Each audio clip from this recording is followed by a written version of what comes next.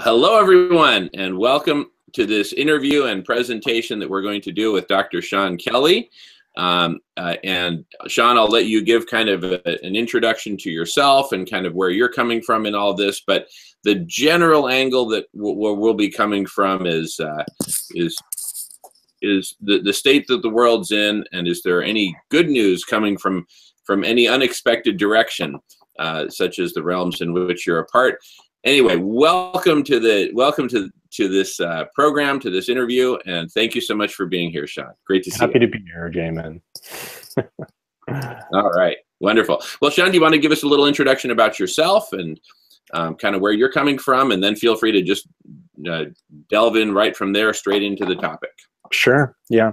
Well, I've been teaching for the last 20 years at the California Institute of Integral Studies in San Francisco, in a remarkable program called Philosophy, Cosmology, and Consciousness. I'm sure it's the only program of its kind on the planet. You know, my formal background a long time ago was in religious studies, so comparative religion, comparative philosophies, and Jungian and transpersonal psychology. So that was my training. You know, I taught at Canadian universities for a number of years before coming here to the Bay Area. This is my home now, for sure. You know, so for the long part of my first part of my career, I was focused almost exclusively on the area of, could say, consciousness, worldviews, you know, philosophies, religions, and so on. And I'm still definitely centered in that area.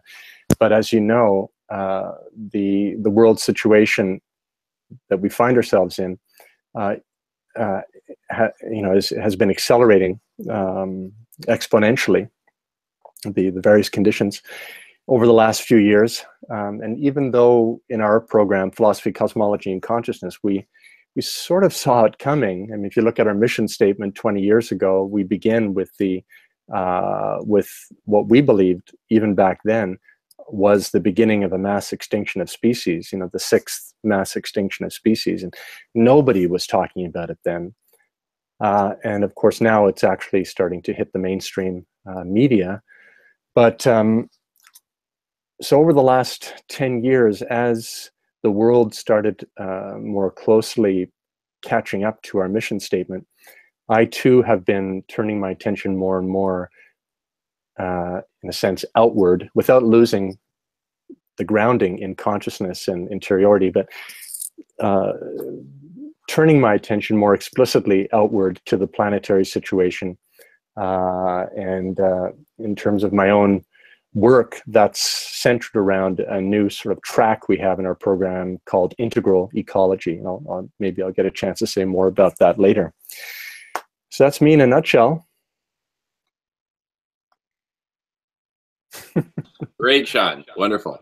So, you know, you talk about the state that the world's in today and that you saw it coming. Just to kind of recap for our viewers, you know, we're just in the last few months, we've seen the disintegration of both the poles, both the North Pole and Antarctica. We've seen Greenland catch on fire, wildfires, forest fires, for the first time ever that I know of. We've got massive forest fire outbreaks throughout North America, United States, Canada. We now have, it seems like, a 500-year hurricane every few weeks in the overheated, you know, Caribbean, Atlantic, and with the disintegration of the North Pole, that's affecting the jet stream, which helps keep everything in balance. So the world feels like it's unraveling. And that's just on the ecological front, not to mention the political front, the threats of nuclear war and whatnot. Here in the state of Washington, we've got a big problem with criminal drug cartels, for example. Tomorrow and Wednesday, I'll be at the University of Washington for 2 days doing a whole performance on the imperative of getting criminal drug cartels out of the state of Washington. So no matter how you slice it, from whatever angle, from whatever issue, it feels like the world is unraveling, and I know that's, you know, so I am just very, very curious, and I just want to give you the floor and all the space and time you need to share, and if you want to present some of your slides and whatnot. But what is your view as to, you know, what's going on, and how does, you know, cosmology, philosophy, consciousness, I mean, is there any good news in the face of all this unraveling and bad news? Or is there any, you know, are there any places to which you would recommend that we as humanity turn, or ways in which we can come together and face what's happening and work together to, you know, so I just, and feel free to put it back at me anytime you want. I mean, I haven't made this a conversation. I just really want to give you the space, Sean. So. Yeah, thanks, Jamin. Well, you know, the good news, of course, what there is of it often just gets drowned out by the bad news, and that's partially the result of the way our media is constructed. It's not, they don't consider the good news newsworthy, but you know, there is lots of good news in the sense of very positive things happening all over the planet. You know, my dear friend and colleague Joanna Macy likes to pair two realities that are happening at the same time, and the first one is the great unraveling, which you gave us a very vivid picture of, unraveling of of our Earth's various systems, but you know, including the human layer of the system, and the political and civilizational and so on. So that's we're definitely seeing that happening, and at the same time, something else is happening that Joanna and others describe as the great turning, a great turning toward the possibility, at least, of a sustainable, life-sustaining civilization. Now, you know, what evidence do we have for that? I mean, you and I talking here today, you know, is one little thing, but not insignificant, but I think it's emblematic. We see this going on more and more all around us, people are making connections that weren't connected before. We're discovering that we're not as alone. People like us are not as alone as we feel throughout much of our days, that in fact, there are millions and millions of people all across the planet. And one of the hopeful things that's happening is that the connections are starting to be made. The technology is there to allow us to connect, and as these connections happen, the connections too become exponential in the direction of creating a virtual social network of shared interests, common concerns. So this is very significant, and it's happening quickly.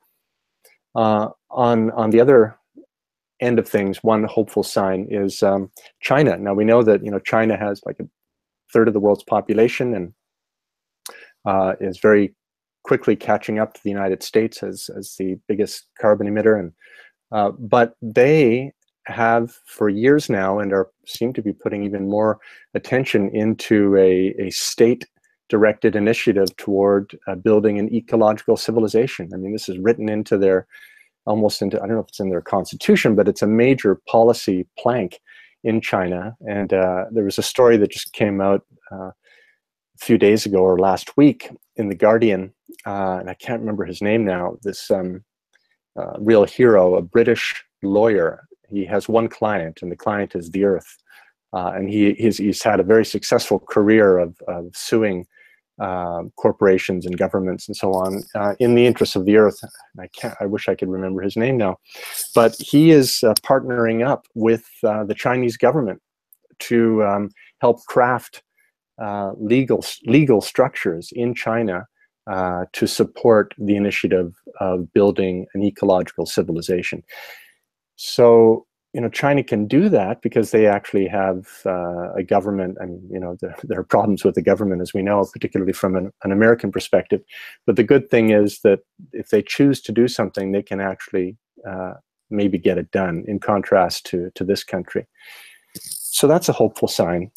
But you know, there's no, as you know, there's no guarantee. There's no guarantee in life. Again, as Joanna said at one point, I mean, there's never been a guarantee that the crops would grow that a baby will be born and not stillbirth, that the mother will survive. There's no guarantee that, God forbid, I will survive this call. I mean, my father dropped dead when he was 40, just like that. So life is intrinsically uncertain. That's always been with us. But it's true that we are in an unparalleled situation now, in that until this point, for the whole history of our species, 200,000-300,000 years, and even for the millions of years of our hominid ancestors, we could feel in the depths of our flesh that that even if we as individuals perished, our clans, our families, our cultures in some way would survive. That that the birds that we see migrating would come back, and that our wider community of beings would still be there. And that's not certain anymore. And in fact, it's getting, with each week that passes, it's getting more and more likely, although not certain, that our kin will be gone, at least great swaths of them, if we don't halt the mass extinction. And certainly the climate that we've enjoyed, that has allowed for the rise of civilization over the last 10,000 years throughout the Holocene, has ended. So and this, so where are we? And maybe I could just show you this one slide here that sums up where we are. Let me show you this one slide. Share. Okay, I am in sharing. Let's see if I can get this. Do you see that? Yeah, I see it. Oh, okay. Yeah. Mm-hmm. Good. Whoops, good. I have to hide the. There. All right. So, what do you think that is, Jamin? Let's see. Well, it's definitely a circle of light, and it looks like it's something cosmic. So it could be like the birth of a star or the death of a star or something like that. Very good. Black hole. I don't know. Those are just yeah. Well, lately when I've shown it, some people have said the eclipse, because the eclipse had just happened, and somebody said Gandalf's smoke ring, a smoke ring from Gandalf. But yes. But it's an artist's rendition of the event horizon of a black hole. So of course we've never seen a black hole, and we don't have any photographs of event horizons. But this is how one artist imagines what it would look like if we could get close enough to see the event horizon of a black hole. And as you know, because I know with your scientific background, but perhaps some people watching don't really know that much about black holes. But there's a supermassive black hole at the center of our galaxy. There are many black holes just in our own galaxy, and the universe, of course, with its billions of galaxies, have many, many, many, many billions of black holes. And they're extremely mysterious entities in that we don't really know. We can't really get inside, because light itself can't even escape from it. And it seems that the origin of our whole universe was in something like a supermassive black hole that physicists call the Singularity. So if we were close enough to a black hole, we would be pulled into its gravitational pull. And as we approached it, of course, we would accelerate faster and faster, approximating the speed of light, until we came to the event horizon. And then, there are various theories of what would happen there, but the reality is we just don't know. The event horizon, what we do know is that as you approach it, everything accelerates. But it's a kind of absolute boundary to a mystery that lies at the origin of our universe. It lies at the center of our galaxy. They sort of seem to represent the deep skeletal structure almost of the cosmos, as sort of black holes. Now, so this image to me suggests where we are now as a species, as a planet, that we're sort of in this free fall towards an event horizon. And you know, and I'll get out of this slide here for a second, or maybe I'll just keep it there for a second. You know, there are people, the transhumanists, who like to talk about the technological singularity that they believe is at hand, and that you know, within our lifetimes, perhaps within the next 20, 30 years, there will be a convergence of artificial intelligence. Maybe you could speak about this, Jamie. Do you want to say something about the technological singularity? Some people look at that as our single greatest hope. Do you have any thoughts? Yeah. Well, yeah, it's, you know, I have a slightly different view than the traditional technocentric singularity view. I've read Ray Kurzweil's book. I actually met with Ray Kurzweil once, and you know, his book, The Singularity is Near, and it focuses on the exponential growth of such technologies as artificial intelligence, nanotechnology, etc. And it's certainly an established fact that those technologies have been growing exponentially and appear to that it will continue on that track as long as there are, you know, sufficient, including civilizational resources, to support, you know, technological infrastructure and whatnot. But where I am most optimistic about is actually the kind of the mashing up or the union of such technologies and human collective intelligence, which is, you know, which is something that I pioneer in my own work, because, you know, humans can do things that machines can't, and machines can do things that humans can't, and so there's just this potential for this amazing symbiosis between the two, which, you know, which we've already been experiencing ever since humans created the first tool or the first machine and started putting it to use. You know, they were in charge of it, they were controlling it, and so applying their own intelligence, creativity to it. And of course, there are myriad instances of groups of humans doing that, therefore applying collective intelligence to the task at hand. But I believe that if we're able to survive long enough to see the potential of collective intelligence really come to fruition, then we'll be in a whole new realm, a whole new era in terms of what we can actually accomplish. And so in my talk that Professor Guy McPherson and I gave at the Sierra Club back in April, I put up a slide showing like two cars in the Nevada desert speeding toward each other and actually colliding like a game of chicken. And I said, from my perspective, it's sort of like a cosmic game of chicken between, you know, the forces of unraveling of our planet and the forces of this acceleration towards this singularity of artificial intelligence, collective intelligence, call it what you will. And so, you know, for me, in my mind anyway, it's a big open question, you know, which Camaro will win the game of chicken?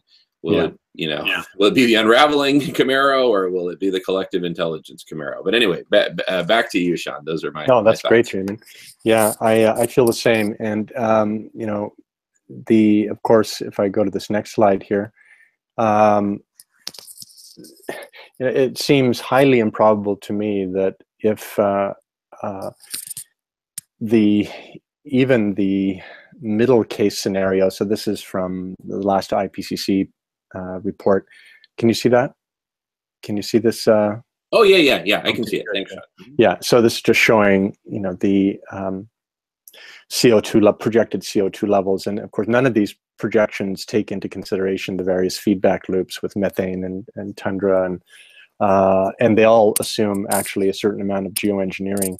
So, you know, we're looking at who knows, but it seems that we're already at you know, past 1 degree centigrade, as you know, and hurtling. The Arctic has already gone 3-4 degrees for certain periods of the year. But so even the middle case scenario, it's hard to imagine a civilizational structure robust enough that would allow for the technotopians' vision of salvation through technological singularity to come about. So I'm totally with you that that the real hope lies in the coalescing of a kind of collective intelligence, and my focus has been around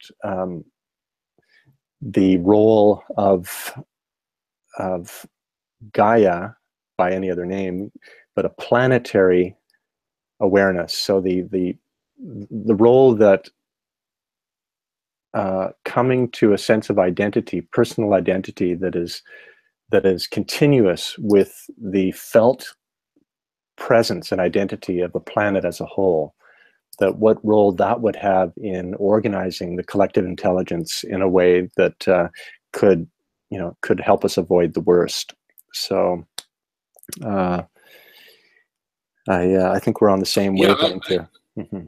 Yeah, no, I love that, Sean. I love this notion of a planetary consciousness. I mean, I think of us as basically, I think of humanity as a bunch of ants who, for the most part, are kind of lost. Like, they lost, each of these individual ants is sort of lost in the wilderness, and we've lost the colony, right? Mm-hmm. And and once we find each other again, then we'll start doing the ant dance, where we're really communicating and syncing up. And okay, we'll go off and forage for leaves, and you all stay back here and do the digesting of the leaves. And like if we simply were to simply, as if it were an easy thing to accomplish, but if we were to simply operate as a whole, as an ant colony, as a unified humanity, oh my goodness, what would be possible? It's breathtaking what would be possible. Yeah, but it kind of but it sort of seems like it's going to kind of take us all coming to that realization all at once.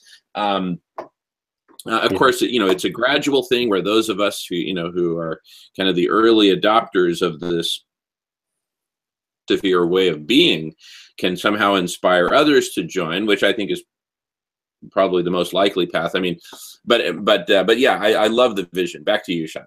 Oh, not at all. Yeah, to be sure. I mean, I think it's unrealistic and unethical for us to expect people who are chronically hungry or worrying about being shot at or bombed, or just living in states of continuous insecurity and fear and suffering. We can't expect large numbers of these populations to be conscious carriers of this new identity, at least early adopters. I mean, it's up to us who have the privilege of relatively safe existences and so on, whose lower order needs, to speak of Maslow's hierarchy of needs, whose lower order needs are more or less satisfied. It's up to us to stabilize this awareness and become anchors for it so that it can spread. Yeah, I love that. And well, I have a whole bunch of slides here, but I don't know what the best way to proceed is. Let me see what's next here. Oh yeah, this is species loss, one indication of the change in background rate of extinctions over the last 160,000 years. And what all of these graphs, we could put up so many graphs. There's a slide later that, if we have time, I'll get to.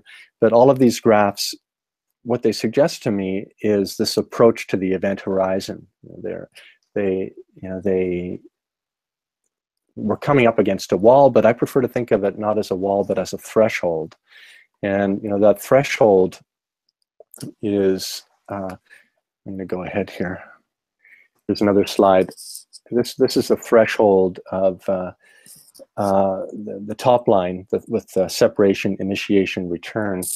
These are Joseph Campbell's 3 phases of the hero's journey, or the monomyth, as he called it, that he adapted from anthropologist Arnold van Gennep, who identified this as the deep structure of rites of passage. And Campbell showed that this is the deep structure of so many myths around the world, where the hero or the heroine sets out on a journey. That's stage 1. Encounters wondrous beings, challenges, particularly and typically, at least in rites of passage, a kind of near-death experience, often a literal near-death experience. And if it's successfully negotiated, then they return to the more familiar world, to home, with some wisdom to share and resources that weren't there before. Now, on the bottom here, I have, in Roman numerals, identity, difference, and then new identity. This is how I think of the deeper structure, drawing from Hegel, the philosopher Hegel. But there's an initial identity, and then with all sorts of potentials. But for the potentials of that identity to be actualized, a differentiation process needs to happen. Now, you could think of just us as a species. I mean, we left Africa, our particular species, maybe 50,000 years ago, 70,000 years ago, in several waves, that spread out from Africa on foot and in rafts and so on, until finally, by maybe 12,000 years ago, the human beings finally reached the tip of Tierra del Fuego, and tip of South America, but they'd already reached Australia maybe 50,000 years ago, this continent maybe 15, 20,000 years ago. So, but by the right before the Holocene, the beginning of the Holocene that's ending now, so humans had reached every continent of the planet, had become a planetary presence, but with basically zero ecological footprint. And human beings, although we found ourselves all over the planet, of course, we didn't know that there were other human beings all over the planet. We didn't even know what a planet was, basically, at least not in our understanding. But there was this initial differentiation, and that process of differentiation, which is like the human hero's journey, accelerated in our own time, and to the point where we are facing a kind of collective near-death experience on a planetary scale. So this is how I think of our moment: is we're in a collective planetary initiation, on the threshold of possibly a new identity that would be more structured around the potential of collective intelligence in the way that you've been developing it and studying it, Jamin. So this is where I see that we're at. This is the human presence now on the planet. Mm. Yeah, there we are too. So, yeah. So my, what I, I'm not an engineer. I'm not an expert in technologies that might be of assistance. So my area is really in the field of consciousness and worldviews. And it seems to me that if the collective intelligence is to emerge and self-organize in a way that could get us through this collective rite of passage, it will require a sense of, it will require that enough individuals become carriers of a sense of planetary consciousness, of Gaian consciousness. So, the fact is that humans have become a Gaian force. This is why geologists are now more or less agreed that we have entered a new geological epoch, the Anthropocene, the age of the human, where the Earth and the human are no longer distinguishable in a sense. There's a kind of composite or hybrid entity. So Gaia, I like to think of it in terms of the Gaia Anthropocene. So it's not just the age of the human, but it's the age where the human and Earth are now co-defining each other and in the process of creating a new identity. So this is where I'd like to see you and I stimulate each other and see where our thinking goes. Yeah, absolutely. Absolutely. So is this a good time to just kind of start to speculate on how this might come to pass? this Sure. this new level of consciousness, this new initiation, is a new entity, the new hybrid entity called Gaia. Yeah, well, it's I mean, Gaia, of course, from one perspective, has always been there. If I mean, the one technical view of Gaia is really just the sphere of life that is self-organizing, and that is coupled with the abiotic environment, the atmosphere and the hydrosphere and so on, to form a single self-regulating system. So that's the usual sense of Gaia. But now that we have entered the Anthropocene, and we see that the human has become a Gaian force, we have to, first of all, add a new layer. Maybe I can skip ahead here and show you something. I'm gonna skip ahead. There's some lovely images here. Maybe I can get back to these. I think I better go to the. How can I get to there? Let me see. There it is. There is, here it is. So this is, whoops. I want to do that. This is entered. All right, I know what I have to do. I have to get rid of there. Okay. There. So this is the standard up until very recently, and still many people think of the different spheres in this way. I mean, we have the abiotic elements of the planet, the lithosphere, the rocks, the oceans, the hydrosphere, the atmosphere, and so on. And then there's a very thin layer on top of that, the biosphere. Now, of course, Teilhard de Chardin proposed quite some time ago that there is a new sphere, another sphere, a much more subtle sphere of consciousness or mind that he called the noosphere. But if we take the Anthropocene seriously,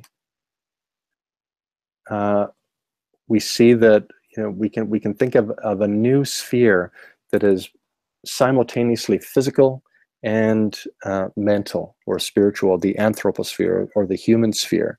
Now, obviously, the human sphere, you could say, is part of the biosphere. If there's no life, there's no humans. But it's a distinct sphere in its own right, just as the biosphere is distinct from the other physical spheres. But the thing about it, though, is that we now know that the fate of the biosphere and the chemical composition of the atmosphere are actually being significantly not only transformed, but their fate is being determined by what happens in the anthroposphere. So yeah, this is the new vision of the Earth system that is arising, one where the human and the non-human are part of a single self-organizing, very far from equilibrium, dynamic system where the human, and therefore what happens in human consciousness, is playing a critical role in the whole planetary system. So that's a helpful slide, I think. Oh yeah, no, you got this is great stuff. I really love the way you're setting this up. So you rock on, Sean, and just let me know when you want me to jump in and make it more of a, well, I mean, I'm of two minds. I mean, I'd love to share these slides, but I want to be in dialogue with you too, So sure. Why don't, I mean, I could go on, but I want you to feel totally free at any point to come in. So, do you have anything now that you want to add? Yeah. In fact, I do, and thank you for that, Sean. So, one thought I have is like I think in terms of you and how things might actually play out in terms of like a macro level evolution of this new partnership between the anthroposphere and the noosphere and the other spheres.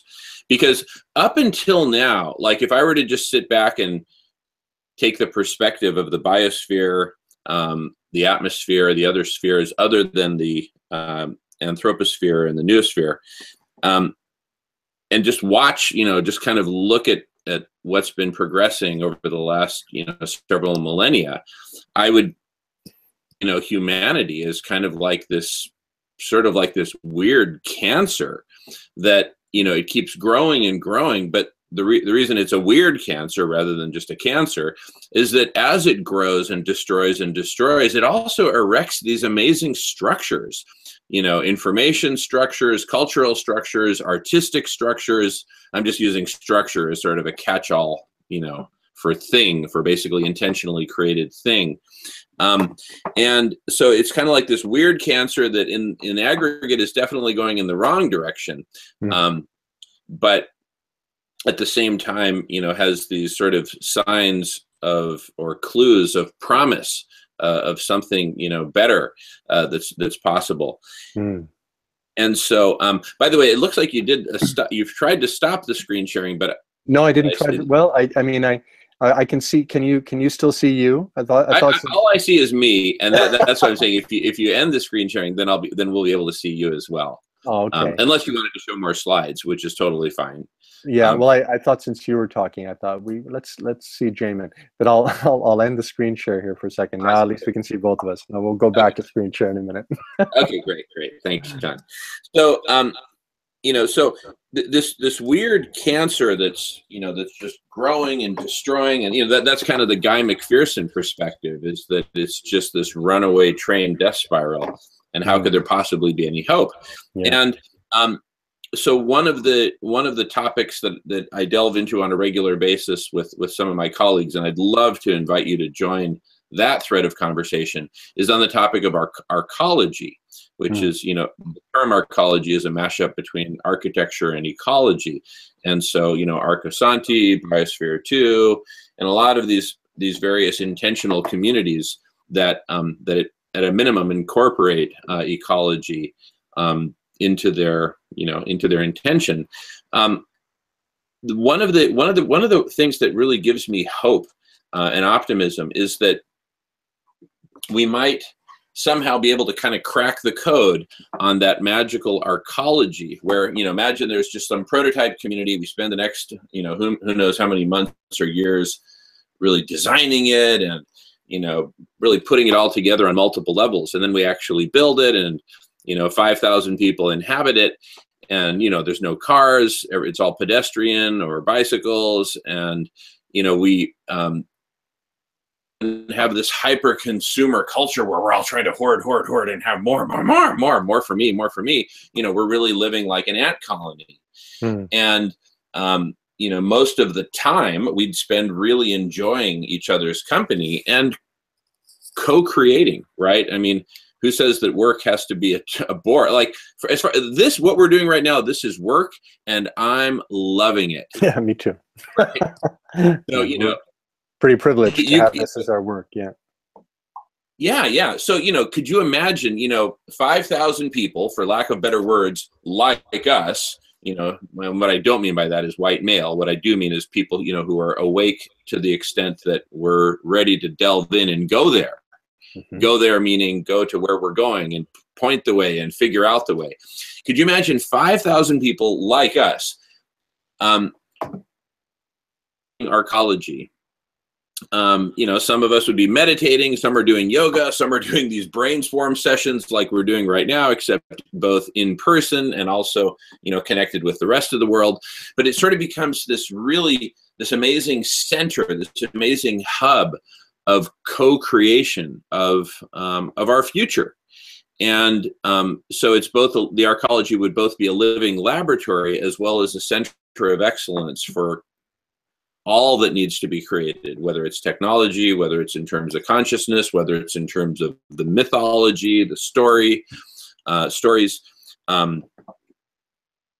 and that ample, that you know, that basically this new sort of super organism consisting of these 5,000 people coming together in a really super symbiotic way, and, you know, they're tending to their greenhouses and their permaculture, and there's a big central community cafe where everyone breaks bread together and shares with each other, that this would become both, that it would basically win the decathlon of life. And what do I mean by the decathlon? I mean, you know, that it would win boom, boom, boom, boom, boom across, you know, I'm just using the number 10 as just a rough guide. But one of the areas in which it would win is people there would be just incredibly happy and just so joyous that we're all, you know, connected and sharing and co-creating. So happiness.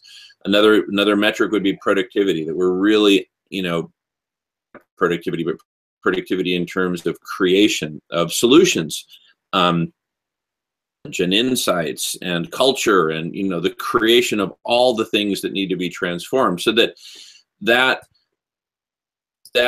arcology be something that, while it's perfecting itself, it's also kind of replicating itself, you know, sharing open source, all of its designs, all of its architecture, all of its water systems and food production systems and whatnot, building that out. And so if you look at the planet, you would sort of, you know, from space, you see all these little arcologies popping up everywhere and growing. And then everyone who's not in an arcology, but who has a television set or an internet connection, would be like watching and going, they're all having so much fun and are just like growing and enjoying and enriching, not just themselves, but the entire community and the planet. You know, what am I doing in this, you know, McMansion in Lubbock, Texas? Why don't I, you know, running my air conditioning systems and eating beef and, you know, driving my SUV and dumping chemicals into my swimming pool in the backyard? What if I were to leave all this and move to one of these arcologies, right? You know, they seem to be having a heck of a lot more fun than I am. And just imagine sort of a mass migration to arcologies. And of course, all these arcologies would be connected to each other.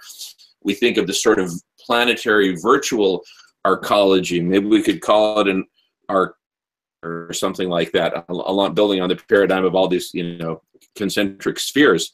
I'll just write that down. Arcolosphere, for lack of a better word. And so this arcolosphere starts to emerge. And really that becomes hyper intelligent, hyper spiritual, hyper connected, hyper, you know, fill in the blanks, that it simply becomes the new sort of paradigm. To make a very rough metaphor, you know, when humans basically overtook Neanderthals in terms of population on planet Earth, you know, it was you know, there was this gradual taking over because humans were, you know, better at doing, you know, certain critical tasks than the Neanderthals, notably hunting and whatever else, and social organization and all that. And so the Neanderthals who didn't basically blend in and join us, you know, kind of died off over time. I imagine a similar sort of macro trend where kind of like the current paradigm of life, of hoarding and ego and separation and all this and road rage, you know, that way simply by attrition. You know, people would literally walk out of their, you know, Beverly Hills mansions and walk to the nearest arcology and say, knock, knock, can I come in? I get it, right? And, you know, and folks who own a lot of land, when they get it, they might donate their land to this, you know, arcolosphere, providing yet more territory for holistic land management, for arcologies to be built, etc. Anyway, I think you get what I'm saying. So back to you, Sean. Love to hear your thoughts on that. Well, you know, I mean, all I can say is, yeah, all I can say is, may it be so. Well, you know, there are people trying the whole eco village movement. You know, there's an international community of eco villages that is, you know, generally have very similar aspirations, but as you probably also know, they've had very limited success. I mean, the first and the biggest one, Oroville in India, you know, it was, you know, it's still going, but it's only a very thin and not particularly vigorously organized version of what was initially intended, and this is even after many decades. So, but you know, but I hear echoes of the kind of arcological impulse everywhere. I mean, including the Bioneers conference that happens here in the Bay Area every year, where you have people coming together who are sharing their projects, their research, their insights at the intersections of sustainable technologies, of green and social justice worldviews, and so on. So Pioneers is very hopeful. Our little program of philosophy, cosmology, and consciousness. When you first started talking, I was reminded of Hermann Hesse's The Glass Bead Game, that novel that he won the Nobel Prize for, where he imagines this elite community of people who withdraw from the world in order to play this game, the glass bead game, which is a kind of multi-dimensional symbolic game that allows for the organization of insight and its transformation into wisdom, which can have presumably ripple effects out into the world. So I guess my view would be, yeah, we definitely need these arcs. We need people staying in the trenches, outside of the arc, because I think one of the drawbacks of an arc is that the benefits are as you describe them, and perhaps it's like, even now we have students coming to our program. How can I encourage them to take 2 years out of their life, not only to go in debt most of the time, but to seemingly withdraw from whatever else they might be doing in the world, to focus on study and making connections with fellow students and colleagues in the interests of the kinds of transformation of worldview and consciousness and values that you're talking about. And yet, if people don't do that, then the transformation won't happen. So I agree with you that we need these arcs, and we need people who will stay outside of the arc.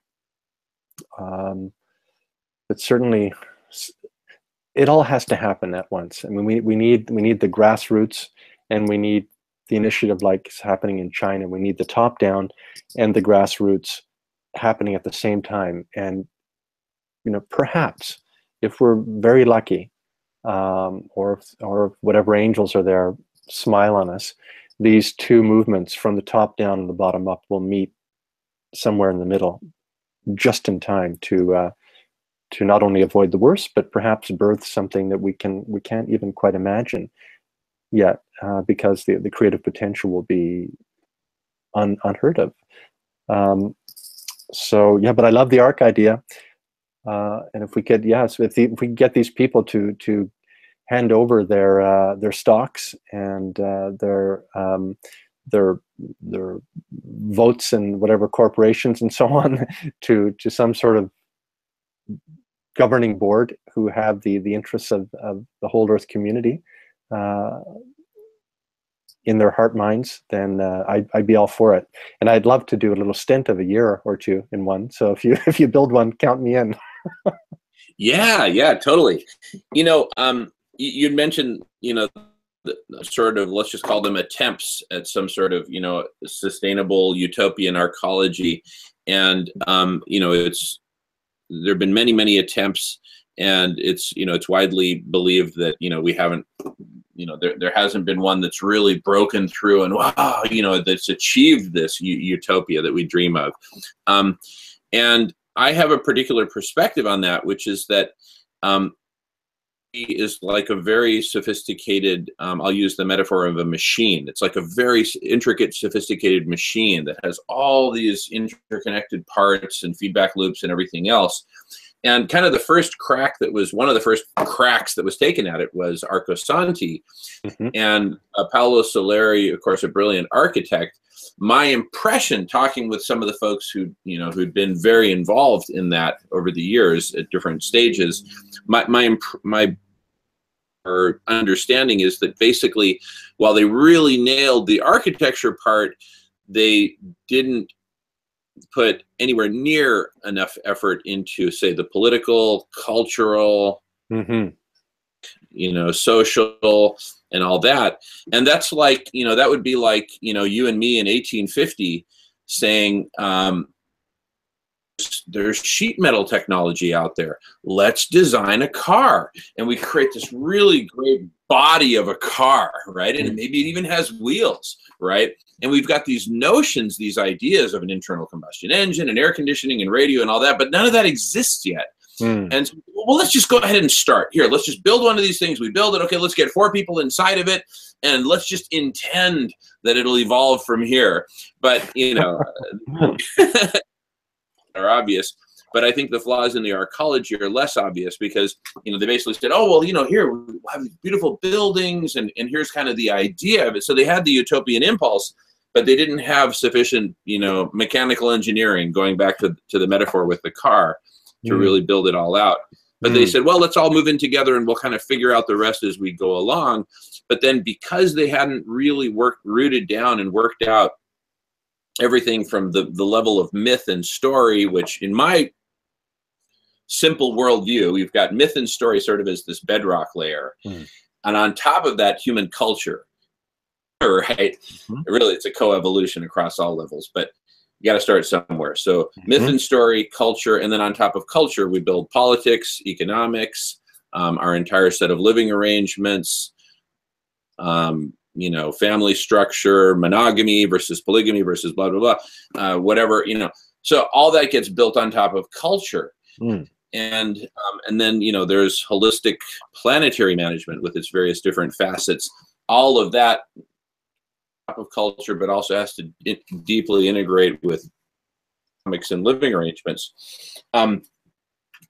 So my thought is that to really design this utopian arcology that will just hit it outside the park and start this sort of, utopian domino effect going of more and more arcologies and more, and then finally everyone's just like, why am I not there? The people who are the holdouts, right? And then everyone donates all their property to the arcolosphere, and then it's just, boom, we have that. So what I believe is missing from that, the design, the holistic design of the first real arcology that hits it out of the park. And when I say design, I mean design across all those different levels that I was just identifying, and many more. And that once we design it, only then can we build it, right? With the auto body like you and I did in 1850, hoping we can just kind of backfill in as we go. No. We need to holistically design not only the car, but, the assembly line that builds the car, kind of thing. That's a big, Toyota production system size task. And in my mind, the only way that can actually be accomplished is if, I don't know, speaking just ballpark numbers, if tens of thousands or hundreds of thousands of us, this full spectrum of different areas of expertise and wisdom and life experience, young, old, male, female, engineers, artists, preachers, we all come together and all, contribute, using our collective intelligence. Only then will we have a shot at really co-creating such an amazing design, go upstream and say, okay, how do we actually build it? How do we fund it? How do we recruit the people to live there, et cetera, et cetera. But the kind of the first step is design of the arcology. And I believe that in order for us to get together and to design the arcology, we need to leverage platforms for collective intelligence, which are just now beginning to come into existence. And this is my daily bread, is building these platforms, designing and building these platforms. So you see the trend here is I'm always going upstream, right? Yeah. I believe the fundamental platform is collective intelligence. I call it radical collective intelligence. And there's so many great models that we can learn from, and so many great components that we're bringing in from other, parts of life to build this platform. But in my optimistic project plan, we get the first platform for collective intelligence. wow, that's working. And then you'll have simultaneous coevolutions going off from there. Certain groups will work on co-evolving the very platform of collective intelligence itself to get better and better and better and better, right? Mm-hmm. And then others will be using the platform in whatever stage it's at in its evolution to design arcologies, right? Mm-hmm. And so, this whole network of collective intelligence working on platforms, on arcologies, on what it will take to actually build that beautifully designed arcology, et cetera, that be this mega symbiosis of intention and knowledge and intelligence and connection. And then, after however many iterations, boom, we'll have the design and the project plan to get it built and to recruit the people to live there. Or if there's 100,000 people who want to live there and there's only room for 5,000, how do we filter and really select and craft this sort of A team of 5,000 people to really give it a go?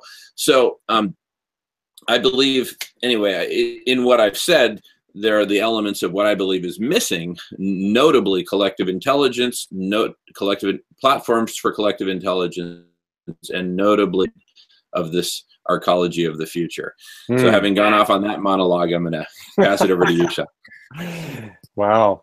I'm trying to imagine what would need to be in place for not only for the collective intelligence to form, but for the soul of the collective intelligence to be what we want it to be. Because one can imagine a very effective collective intelligence whose end result is, at worst, just further devastation, acceleration of the devastation, or a distraction from what needs to be done. I mean, it's at least possible, unless the deep structure of the intention, the kind of the plan that you were talking about, the sort of soul level behind the plan, and so what is that? What is the identity? And it seems to me that well, if you think, for instance, that of where's all the energy in the world with all the people? Well, there's still a lot of energy tied up in the world's religions, for example. I mean, just there are over 1.5 billion Catholics, even, not just Christians, but 1.5 billion Catholics on the planet. And then if you include all the rest of the Christians, and then the Muslims, and then the Hindus, and the Buddhists, and the Jews, and so on. So all the traditional religions, there's a lot of people who reside, for at least a significant portion of their energy resides in these traditional religions. So there are some people, like my friend and colleague Mary Evelyn Tucker and her husband John Grimm. They're at the Yale Divinity School, and they started this project actually when they were at Harvard, the Forum on Religion and Ecology. And they organized these very big conferences, and the fruits of which are these fat volumes on Christianity and ecology, Buddhism and ecology, Confucianism and ecology, and so on. But they have a very helpful website. This is one of the hopeful signs as well. It's called the Forum on Religion and Ecology. And it's been gathering for years now, all of the resources in the news showing that, well, on the one hand, advocating for the greening of the religions, but also showing how this is actually happening. So this is a hopeful sign, but I would say that it's also a necessary condition for the collective intelligence to succeed. Because even if you had, I'm imagining that even if we succeeded in getting enough of the brightest and most committed of those who were privileged enough and or lucky enough to be able to be part of these arcs, eventually the energy of the arcs would need to outflow into the wider human community and have a transformative effect. But that effect will only hold and catalyze if the more general solution has been, you know, chemically prepared, as it were. And so so that's why there are people really working with the world religions in this interface called religion and ecology. I call it integral ecology. But you know, a hopeful sign here. Let me show you this one thing here. I'm going to screen share, and if I can get back to my slides. All right.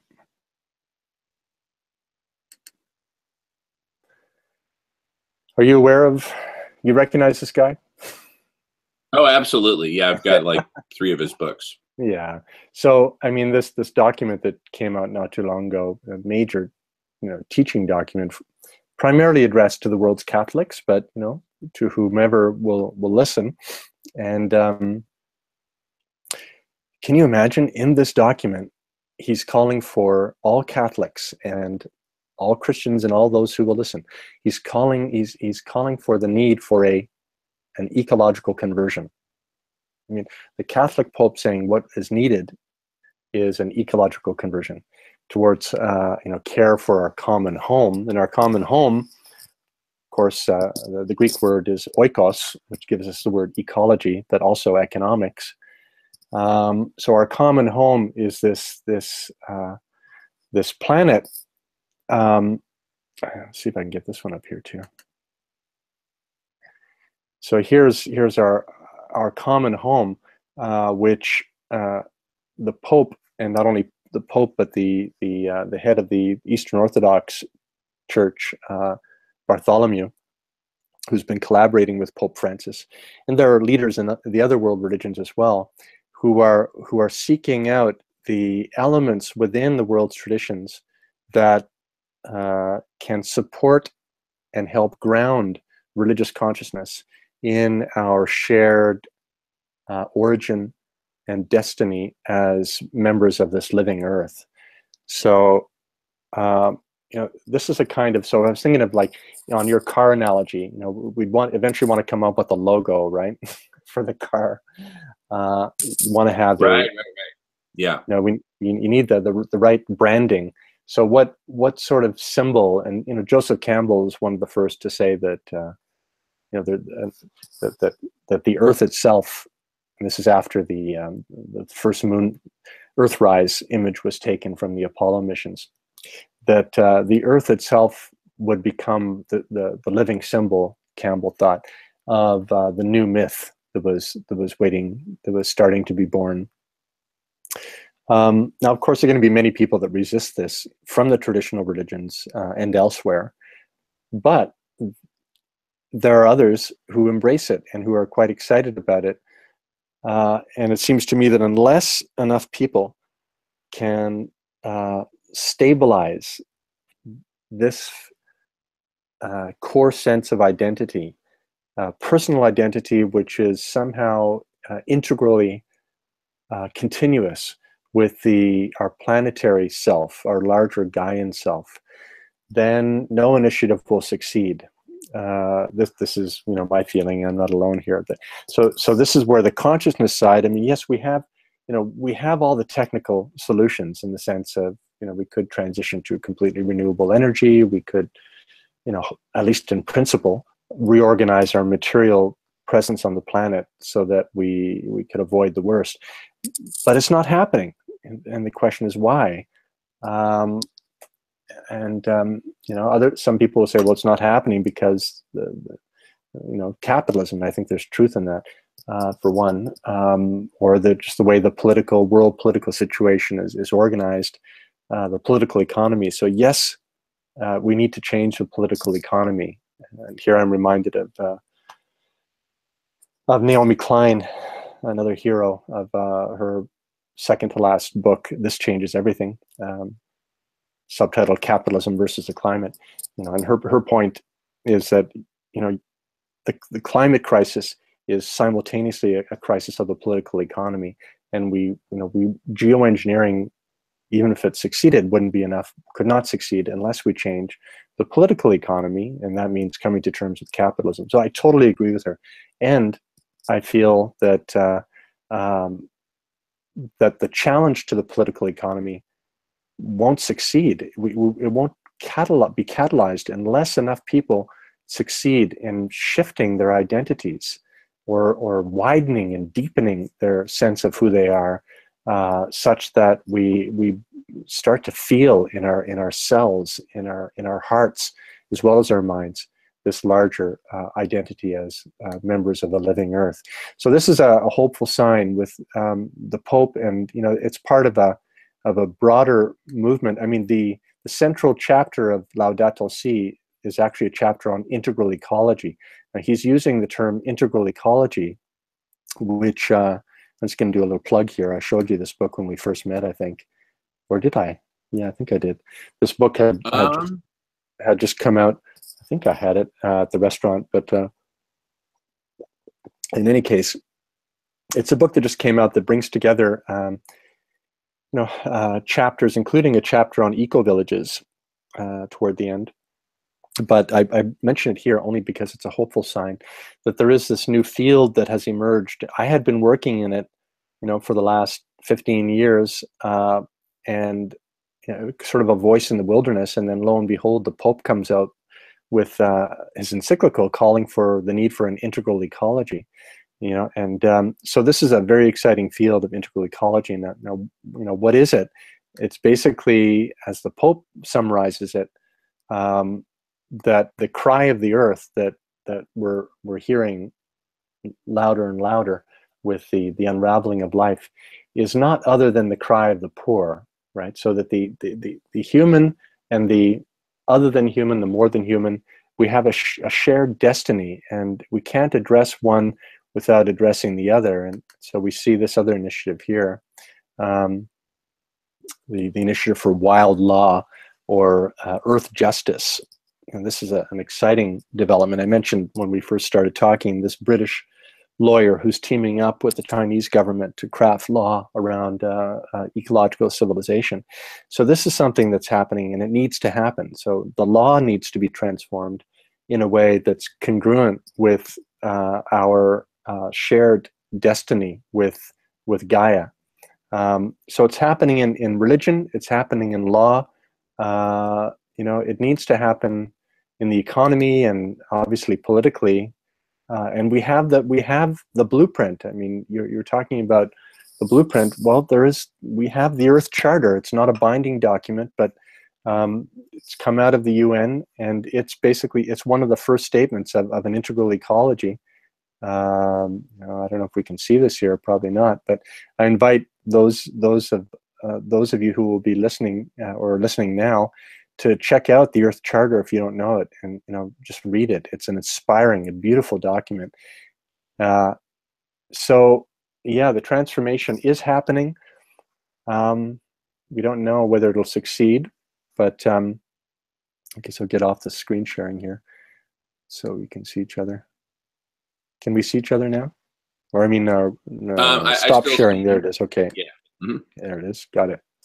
Okay. Cool. Yeah. Yeah. No. Good stuff, Sean. I'll tell you my perspective. So you see all this, like for example, Naomi Klein's book, "This Changes Everything," which I've read about 1.5 times. You should see my copy. It's all inked up and everything highlighted. Yeah.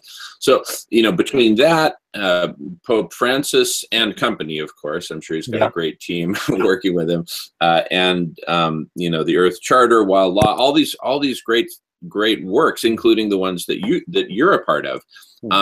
So this is all this, evolution. But it feels like we're losing the race. This evolution of consciousness and integral, it's happening, but it's happening slowly. It's happening on the time scale of years. Yeah. Whereas the unraveling of the planet is happening on the time scale of months. Yeah. And seemingly weeks. So so basically we're kind of losing the game of chicken, is one way to look at it. We're still in the game, we're accelerating. Because each one of the, just like you said, you felt like you were, trotting along alone in the wilderness, and then boom, Pope Francis's encyclical. I mean, that must have been a very happy day for you. So, it is, we are moving forward, just not fast enough. And so how, how do we speed things up? And that's where I, my focus on platforms for collective intelligence comes in, because, intelligence is not just, intelligence in engineering or architecture or whatever. It's also intelligence in terms of spirituality.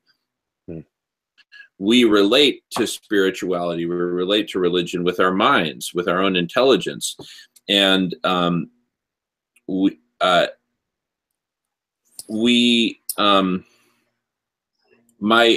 fundamental thesis is that we're not going to be able to get there just with our own combination of individual intelligence, this unicranial, perspective that we're born with, the prisons that we've erected around ourselves, being our own individual homes, the paradigm of separation that we inherited, that had been refined ever since the agricultural revolution. This is mine, and you get away, and I don't care if you're starving. I'm hoarding a bunch of grain here. That's just how it is. So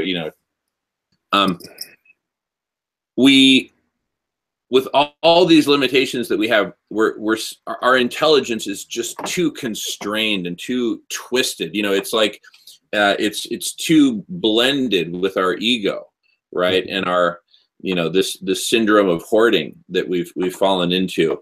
And so it's really hard to get that pure signal of intelligence coming out. And even when it does come out, we're so isolated. It's just the best that Jamin can produce. Now, what's happening here, Sean, you're feeling it, I'm feeling it, and it's wonderful, is we're really minds and hearts together and creating something new. So this wonderful synergy that we experience every time we have a great conversation, between 5 people, any number of people, those are just like glimpses. The curtain opens up a crack and you see all this light pouring through. What I want to do is take down the curtain completely, get us all together in these amazing platforms and communities based on principles of radical collective intelligence. Really win the race, so that we can really turbocharge this acceleration of integral, integral ecology, integral, you name it, integral humanity, integral ecology, all of us finally coming together and achieving that utopia. Let's just call that the goal. We summarize all that. We in the world of radical collective intelligence, we encapsulate that in 2 words: whole world, a world that's whole, where all the people are whole, all the species and ecosystem things in balance. That's the goal. That's great. And I call it integral Gaia. So whole world, integral Gaia. It's the same. Yeah, it's the same. Yeah, perfect. Integral Gaia. Exactly. Same exact thing. Yeah, same exact thing. Just wrote it down, and it's the same words.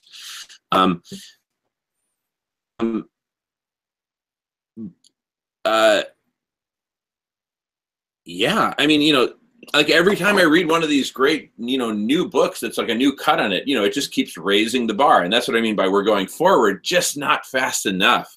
Yeah. Yeah, and we may not make it. And, we just don't know. But I agree with you that if we are going to avoid the worst, it will be because we succeed in creating these new forms of being together that allow for the catalyzation of collective intelligence. I agree with you. I mean, that's got to happen. And yeah, I mean, the barriers. I mean, in late capitalist society, where everybody is just worried about either whether they'll have enough to eat, whether they can afford a place to live, whether they're going to be in debt for forever for healthcare or education. I mean, that's what's killing us. I mean, the costs of basically private ownership of the commons and a consumer-driven or a consumerist economy that, as we know, it just serves to benefit the few, and there are fewer and fewer, and trash the planet. So, yeah, that's got to change, and it's not looking good. It's true. It's not looking good, especially lately. But you know, what can we do? We can only act as if there's still a chance. And not only that, even if there was no chance, it's the right thing to do. It's intrinsically good and right to do it. And we cannot tell what difference it would make. I mean, even if it all goes down, in all likelihood, our efforts would alleviate considerable amounts of suffering and create pockets of love and compassion and mutual support, which will be sorely needed. So there's no reason not to do what is you're doing and what we're trying to do, and we need to do it regardless of the outcome, which we can't predict, as dire as it seems day by day. Yeah, absolutely. Yeah. Wow. Jeez. We should well, I hope we'll do this again. Looks like we're probably, it feels like we're coming to a natural pause point. I was about to say the same thing, not because I have a hard stop or anything, but just because this does feel like, this does feel like a natural pause point. So let's kind of take this as homework, and noodle on it, and then we'll come back again, and that's, in fact, turn this into a whole series. In fact, I'll tell you something. These series of recorded conversations that other people can then watch, and the goal is to get them transcribed, ultimately with technology, artificial intelligence, precisely, so that they're indexed and searchable and all that good stuff. And that's just the beginning of really what I call juicing the conversation, right? So where you get all the juice that you can out of the conversation. Right now, we're just throwing conversations away. Every time we have a conversation that's not recorded, actually like throwing it away. Because 2 years later you remember bits and pieces of it, but it's really gone to the wind. But here it's recorded. So what I was about to say was,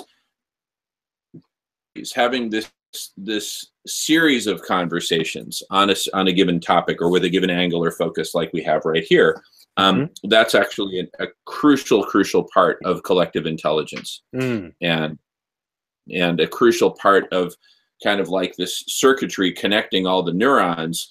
I make the analogy, a single neuron on itself, they can either fire or not. It's like a bit. It's like 0 or 1. I mean, there's some intelligence there, but it's really minuscule. It's all the connectivity between the neurons and all the can happen amongst them. So these series of conversations that go on and on into the future, and that other people can participate in through it, through commenting on them, for example, posting their comments on YouTube, for example. Those are very basic Lego blocks of the collective intelligence that we're building. And just like over the years, you go to the toy store, oh wow, now there's Lego kits with motors and Lego kits with software and and all kinds of cool stuff. We're going to be building in a lot more of those cool sort of connectors, so that we go from unicranial, with little bits of communication back and forth, like email or something like that, to really deep integration, and boom, the global brain, and that's its own exponential. Yeah. So that's the game. That's exciting. So we are living the dream of radical collective intelligence right here, right now. So excellent. It's great to be synaptically or axonically connected to you.